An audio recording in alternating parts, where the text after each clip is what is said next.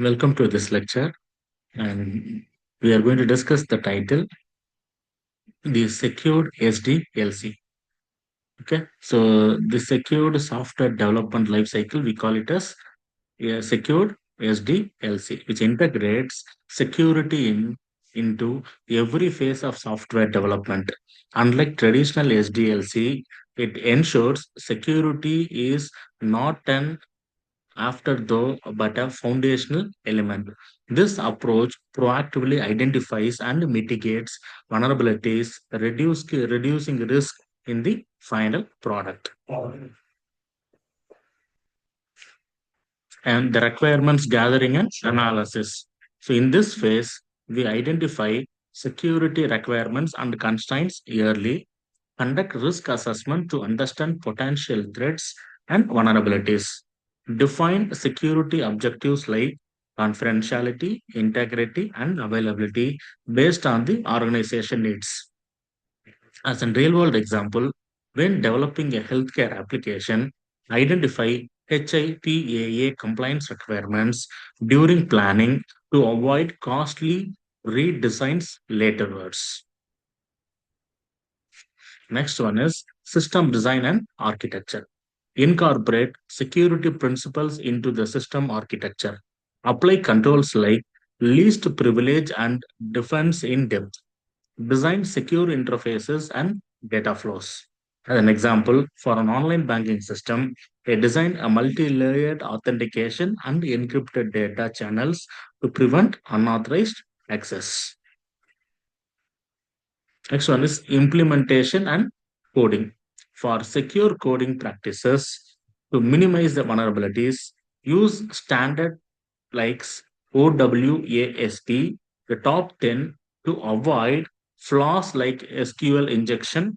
Okay, conduct code review and static analysis. As an example, validate all the user inputs in an e-commerce site to prevent hackers from injecting malicious code through search fields. Next one is testing and quality assurance. Perform security testing, vulnerability scan, penetration test, and code reviews. Verify security controls functions correctly. As an example, use automated tools like Burp Suite to test a university portal for weakness before you launch the website. And the next one is deployment and integration. Deploy software securely using encryption and access control. Monitor deployment for unauthorized changes. As an example, when deploying a cloud service, use automated script to enforce configuration standards and prevent misconfiguration. And the next one is operation and maintenance. So continuously monitor for threats, perform a regular vulnerability scan and patch management. Update control agents, evolving threats. So as a real world example, a bank uses SIEM tools to detect suspicious login patterns and patches system monthly to fix the vulnerabilities. And the next one is disposal and decompositioning. Securely erase sensitive data during system retirement.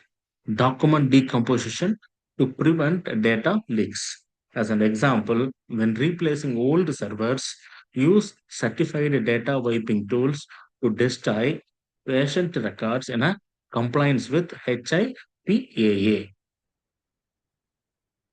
So, at last, benefits of security integration.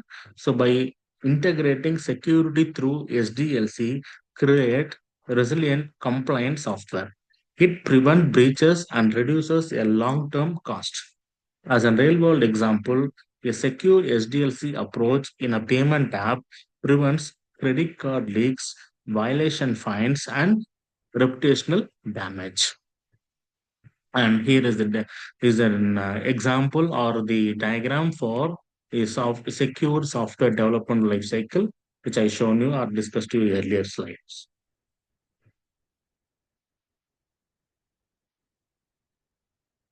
And here's a simple example, or I could say the differences between an SDLC process and a secured software development lifecycle process. If you see the bottom diagram and the below diagram for requirement planning, that is a planning and security requirements. One example would be gap analysis. And the second, secure design and prototyping. An example would be threat modeling. And for the third cycle, secure deployment. Example for this one would be secure coding. Fourth one, that is the fourth phase, security and vulnerability testing. An example for it is unit testing. And then the next phase, secure deployment. An example for this would be build routine security tests. And in the last phase, maintenance and monitoring. One example would be bug boundary program. This is the end of the slide. Thank you for listening.